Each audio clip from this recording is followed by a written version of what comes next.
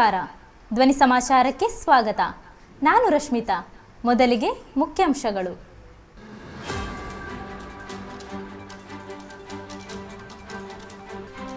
ಕೇರಳದ ಓಣಂ ವೆಚ್ಚ ರೂಪಾಯಿ 8,000 ಕೋಟಿ, ರಾಜ್ಯ ರೂಪಾಯಿ 3,000 ಕೋಟಿ ಸಾಲ. ಮಲಯಾಳದ ಚಿತ್ರರಂಗದ ಖ್ಯಾತ ನಿರ್ದೇಶಕ ಸಿದ್ದಿಕ್ ಇನ್ನಿಲ್ಲ.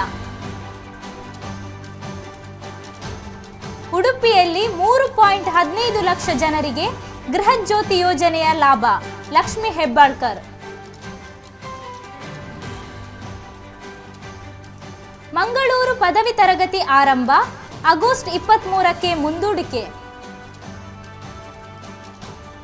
ಕಿಮ್ಸ್ ಎಂಬಿಬಿಎಸ್ ವಿದ್ಯಾರ್ಥಿಗಳು ಇನ್ಸ್ಟಾಗ್ರಾಮ್ ರೀಲ್ ಮೂಲಕ ನರ್ಸ್ಗಳ ಅವಮಾನ, ವಿದ್ಯಾರ್ಥಿಗಳ ಅಮಾನತು. ಪತಿಗೆ ಹಾವು ಕಚ್ಚಿದ ವಿಷಯ ತಿಳಿದು ಪತ್ನಿಗೆ ಹೃದಯಾಘಾತ. ಕಾಸರಗೋಡು, ಮಾತನಾಡುತ್ತಿರುವಾಗಲೇ ಮೊಬೈಲ್ ಸ್ಫೋಟ, ವ್ಯಕ್ತಿಗೆ ಗಾಯ. ಮಂಜೇಶ್ವರ ಸಮುದ್ರ ತೀರದಲ್ಲಿ ಮಗುಚಿದ ದೋಣಿ, ಲಕ್ಷಾಂತರ ನಷ್ಟ.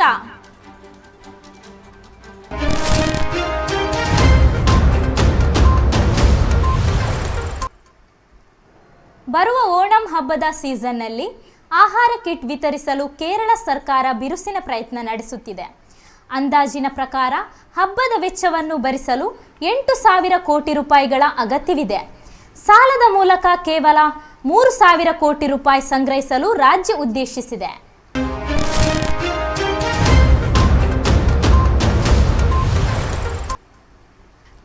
ಮಲಯಾಳಂ ಚಿತ್ರರಂಗದ ಖ್ಯಾತ ನಿರ್ದೇಶಕ ಸಿದ್ದಿಕ್ ಆರೋಗ್ಯ ಸ್ಥಿತಿ ಗಂಭೀರವಾದ ಕಾರಣ ಆಗಸ್ಟ್ 7ರಂದು ಆಸ್ಪತ್ರೆಗೆ ದಾಖಲಾಗಿದ್ದರು.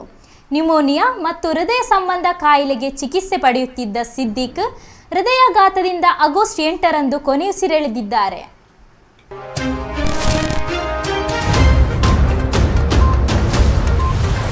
$3.15 ಲಕ್ಷ ಜನರು ಗೃಹಜ್ಯೋತಿ ಯೋಜನೆಯ ಪ್ರಯೋಜನ ಪಡೆಯಲಿದ್ದಾರೆ ಎಂದು ರಾಜ್ಯ ಮಹಿಳಾ ಮತ್ತು ಮಕ್ಕಳ ಅಭಿವೃದ್ಧಿ, ಅಂಗವಿಕಲ ಹಾಗೂ ಹಿರಿಯ ನಾಗರಿಕರ ಸಬಲೀಕರಣ ಸಚಿವರು ಹಾಗೂ ಜಿಲ್ಲಾ ಉಸ್ತುವಾರಿ ಸಚಿವ ಡಾಕ್ಟರ್ ಲಕ್ಷ್ಮಿ ಹೆಬ್ಬಾಳ್ಕರ್ ಉಡುಪಿಯ ಕುಂಜುಬೆಟ್ಟುವಿನಲ್ಲಿ ಗೃಹಜ್ಯೋತಿ ಯೋಜನೆಗೆ ಚಾಲನೆ ನೀಡಿ ಅವರು ಮಾತನಾಡಿದರು.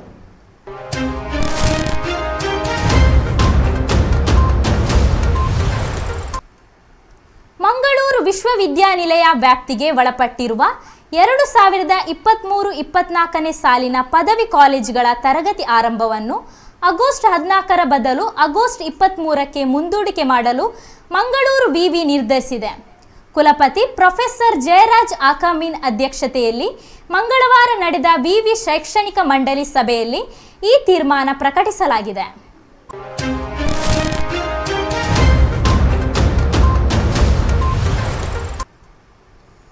ಹುಬ್ಬಳ್ಳಿಯ ಕರ್ನಾಟಕ ವೈದ್ಯಕೀಯ ವಿಜ್ಞಾನಗಳ ಸಂಸ್ಥೆ ಕಿಮ್ಸ್ನ 11 ಎಂಬಿಬಿಎಸ್ ವಿದ್ಯಾರ್ಥಿಗಳ ಗುಂಪು ದಾದಿಯರನ್ನು ಗುರಿಯಾಗಿಸಿಕೊಂಡು ಇನ್ಸ್ಟಾಗ್ರಾಂನಲ್ಲಿ ಅನುಚಿತ ರೀಲ್ಗಳನ್ನು ಪೋಸ್ಟ್ ಮಾಡಿದ ನಂತರ ಅಮಾನತು ಎದುರಿಸಿದೆ. ಮಾಧ್ಯಮ ವರದಿಗಳ ಪ್ರಕಾರ ವಿದ್ಯಾರ್ಥಿಗಳು ಕಾಲೇಜಿನ ಆಡಳಿತಾತ್ಮ ಬ್ಲಾಕ್ನಲ್ಲಿ ಅಗೌರವದ ರೀಲನ್ನು ರೆಕಾರ್ಡ್ ಮಾಡಿದ್ದಾರೆ.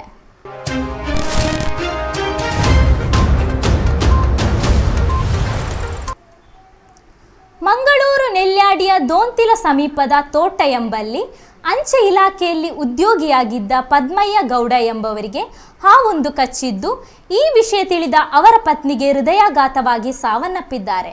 ಕೂಡಲೇ ಇವರಿಬ್ಬರನ್ನು ಮಂಗಳೂರು ಆಸ್ಪತ್ರೆಗೆ ಕರೆದೊಯ್ಯಲಾಗಿತ್ತು. ಇದೀಗ ಪದ್ಮಯ್ಯ ಗೌಡ ಅವರು ಚೇತರಿಕೆಗೊಂಡಿದ್ದಾರೆ.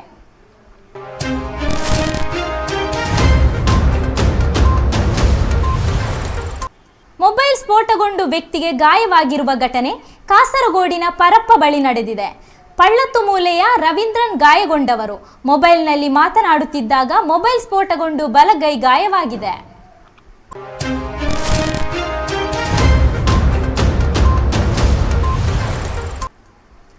ಮಂಜೇಶ್ವರ ಸಮುದ್ರ ತೀರದ ಅಳಿವೆ ಬಾಗಿಲಿನಲ್ಲಿ ನಿನ್ನೆ ಸಂಜೆ ದೋಣಿ ಮಗುಚಿ ಬಿದ್ದು ಲಕ್ಷಾಂತರ ಮೌಲ್ಯದ ದೋಣಿಯ ಇಂಜಿನ್, ಮೀನಿನ ಬಲೆ ಸೇರಿದಂತೆ ಇನ್ನಿತರ ವಸ್ತು ಸಮುದ್ರ ಪಾಲಾಗಿದೆ.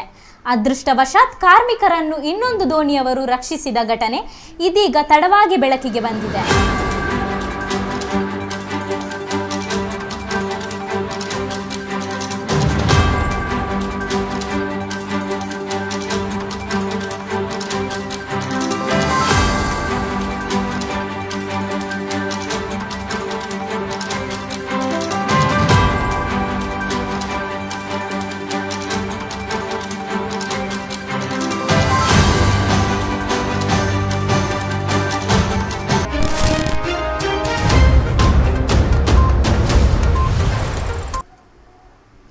ಬಜಪೆ ಠಾಣೆ ವ್ಯಾಪ್ತಿಯ ಅಡ್ಡೂರು, ಕೈಕಂಬ ಮತ್ತು ಗುರುಪುರ ಪರಿಸರಗಳಲ್ಲಿ ನಿಲ್ಲಿಸಿದ ಟಿಪ್ಪರ್ ಲಾರಿ, ಜೆಸಿಬಿ ಮತ್ತು ಇತರ ವಾಹನಗಳಿಂದ ಬ್ಯಾಟರಿಗಳು ಕಳವಾಗಿರುವ ಬಗ್ಗೆ ಬಜಪೆ ಠಾಣೆಯಲ್ಲಿ 2 ಪ್ರತ್ಯೇಕ ಪ್ರಕರಣಗಳು ದಾಖಲಾಗಿದ್ದವು.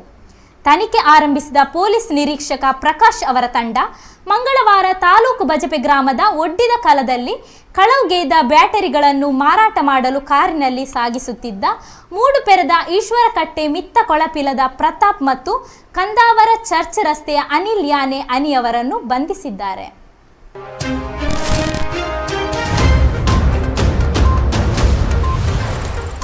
ಸಂಜೆ 7 ಗಂಟೆಯ ಬಳಿಕ ಕಾಸರಗೋಡು ತಲಪಾಡಿ ರೂಟಿನಲ್ಲಿ ಕೇರಳ ಹಾಗೂ ಕರ್ನಾಟಕ ಸಾರಿಗೆ ಬಸ್ಸುಗಳ ಸರ್ವಿಸ್ ರಸ್ತೆಗೆ ಇಳಿಯದೆ ನೇರವಾಗಿ ಹೆದ್ದಾರಿಯಲ್ಲಿ ಅಮಿತ ವೇಗದಲ್ಲಿ ಸಂಚರಿಸುತ್ತದೆ. ಯಾರಾದರೂ ಪ್ರಯಾಣಿಕರು ಇಳಿಯುವವರು ಇದ್ದರೆ ಅವರನ್ನು ಹೆದ್ದಾರಿ ಮಧ್ಯದಲ್ಲಿ ಇಳಿಸಿ ಹೋಗುತ್ತಿರುವುದು ನಿತ್ಯ ದರ್ಶನವಾಗಿದೆ. ಹೆದ್ದಾರಿ ಇಕ್ಕಡೆಗಳಲ್ಲೂ ತಡೆಗೋಡೆ ಕಟ್ಟಿರುವ ಹಿನ್ನೆಲೆಯಲ್ಲಿ ಸರ್ವಿಸ್ ರಸ್ತೆಗೆ ಇಳಿಯಲು ಸಾಧ್ಯವಾಗದೆ ವಯಸ್ಕರು, ಗರ್ಭಿಣಿಯರು, ಭಿನ್ನಚೇತನರು ಪರದಾಡುತ್ತಿರುವ ದೃಶ್ಯ ಕಂಡುಬರುತ್ತಿತ್ತು. ಈ ಹಿನ್ನೆಲೆಯಲ್ಲಿ ಎಡರಂಗದ ಅಧೀನದಲ್ಲಿರುವ ಯುವ ಸಂಘಟನೆಯಾದ LDYF ಕಾರ್ಯಕರ್ತರು ಕುಂಜತ್ತೂರಿನಲ್ಲಿ ಸರ್ವಿಸ್ ರಸ್ತೆಗೆ ಇಳಿಯದೆ ಸಾರಿಗೆ ಬಸ್ಸುಗಳನ್ನು ತಡೆದು ನಿಲ್ಲಿಸಿ ಎಚ್ಚರಿಕೆ ನೀಡಿ ಸರ್ವಿಸ್ ರಸ್ತೆಯಿಂದಲೇ ಸಂಚರಿಸುವಂತೆ ಹಿಂದಕ್ಕೆ ಕಳುಹಿಸಿದರು.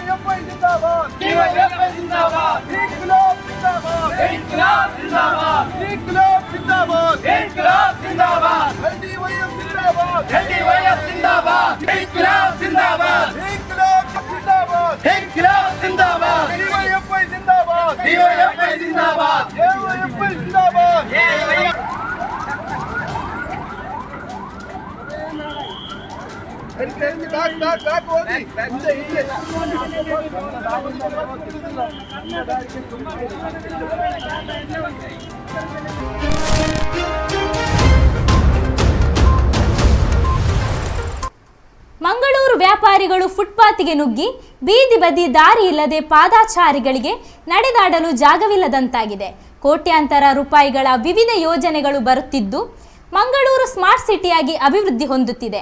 ಇದೇ ವೇಳೆ ಗಡಿಯಾರ ಕಂಬದಿಂದ ಸ್ಟೇಟ್ ಬ್ಯಾಂಕ್ವರೆಗೆ ರಸ್ತೆ ಬದಿ ವ್ಯಾಪಾರಿಗಳು ತಮ್ಮ ವ್ಯಾಪಾರಕ್ಕಾಗಿ ಫುಟ್ಪಾತ್ಗಳನ್ನು ಆಕ್ರಮಿಸಿಕೊಂಡಿರುವುದು ಸಾಮಾನ್ಯ ದೃಶ್ಯವಾಗಿದೆ.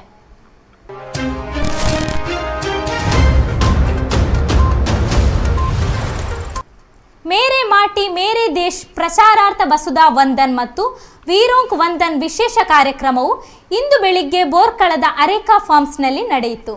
ಮೇರಿ ಮಿಟ್ಟಿ ಮೇರಿ ದೇಶ್ ಪ್ರಚಾರಾರ್ಥ ವಸುಧಾ ವಂದನ್ ಮತ್ತು ವಿರೋಂಕ ವಂದನ್ ವಿಶೇಷ ಕಾರ್ಯಕ್ರಮವು ಮಹಾತ್ಮ ಗಾಂಧಿ ರಾಷ್ಟ್ರೀಯ ಗ್ರಾಮೀಣ ಉದ್ಯೋಗ ಖಾತರಿ ಯೋಜನೆ ವರ್ಕಾಡಿ ಗ್ರಾಮ ಪಂಚಾಯತ್ನ ಆಶ್ರಯದಲ್ಲಿ ಇಂದು ಬೆಳಗ್ಗೆ ಬೋರ್ಕಳದ ಅರೇಕಾ ಫಾರ್ಮ್ಸ್ನಲ್ಲಿ ನಡೆಯಿತು. ವರ್ಕಾಡಿ ಗ್ರಾಮ ಪಂಚಾಯತ್ ಅಧ್ಯಕ್ಷೆ ಶ್ರೀಮತಿ ಭಾರತಿ ಎಸ್ ಕಾರ್ಯಕ್ರಮವನ್ನು ಉದ್ಘಾಟಿಸಿದರು. ಕಾರ್ಯಕ್ರಮದ ಅಧ್ಯಕ್ಷತೆಯನ್ನು ಶ್ರೀ ಅಬುಬಕರ್ ಸಿದ್ದಿಕ್ ಪಾಡಿ ಅವರು ನಿರ್ವಹಿಸಿದರು ಮತ್ತು ಹಲವು ಗಣ್ಯ ವ್ಯಕ್ತಿಗಳು ಉಪಸ್ಥಿತರಿದ್ದರು. ಈ ಸಂದರ್ಭದಲ್ಲಿ ಪಿಲಿಕುಳದ ನಿವೃತ್ತ ಯೋಧರಾದ ಶ್ರೀ ಬಿ ತಾರಣತರ್ ಅವರಿಗೆ ಸನ್ಮಾನಿಸಲಾಯಿತು.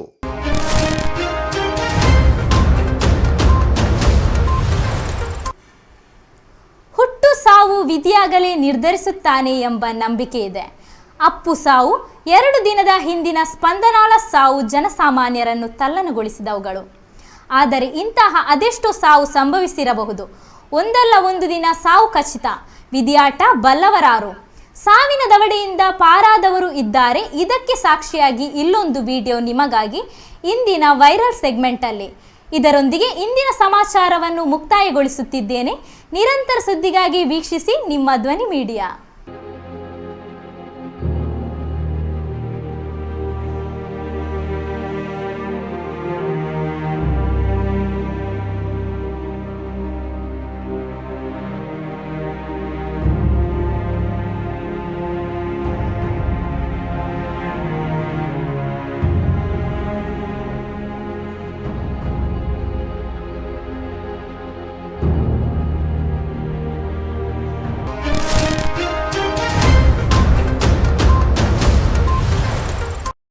ನಿಮ್ಮ ನೆಚ್ಚಿನ ಧ್ವನಿ ಮೀಡಿಯಾ ಆ್ಯಪ್ ಇದೀಗ ಗೂಗಲ್ ಪ್ಲೇಸ್ಟೋರ್ನಲ್ಲಿ ಲಭ್ಯವಿದೆ. ಗೂಗಲ್ ಪ್ಲೇಸ್ಟೋರಿಗೆ ಹೋಗಿ ಧ್ವನಿ ಮೀಡಿಯಾ ಅಂತ ಟೈಪ್ ಮಾಡಿ ಉಚಿತವಾಗಿ ಡೌನ್ಲೋಡ್ ಮಾಡಿಕೊಳ್ಳಿ. ನಿಮ್ಮ ನೆಚ್ಚಿನ ಎಲ್ಲ ಕಾರ್ಯಕ್ರಮಗಳನ್ನು ತಪ್ಪದೇ ವೀಕ್ಷಿಸಿ. ಯೂಟ್ಯೂಬ್ನಲ್ಲಿ ಧ್ವನಿ ಮೀಡಿಯಾ ಅಂತ ಟೈಪ್ ಮಾಡಿ ಸಬ್ಸ್ಕ್ರೈಬ್ ಮಾಡಿಕೊಳ್ಳಿ. ಧ್ವನಿ ಮೀಡಿಯಾವನ್ನ ಫೇಸ್ಬುಕ್, ಇನ್ಸ್ಟಾಗ್ರಾಮ್ ಹಾಗೂ ಟ್ವಿಟರ್ಗಳಲ್ಲೂ ವೀಕ್ಷಿಸಬಹುದಾಗಿದೆ. ಧ್ವನಿ ಮೀಡಿಯಾ, ನಿಮ್ಮ ಧ್ವನಿಗೆ ನಮ್ಮ ಧ್ವನಿ.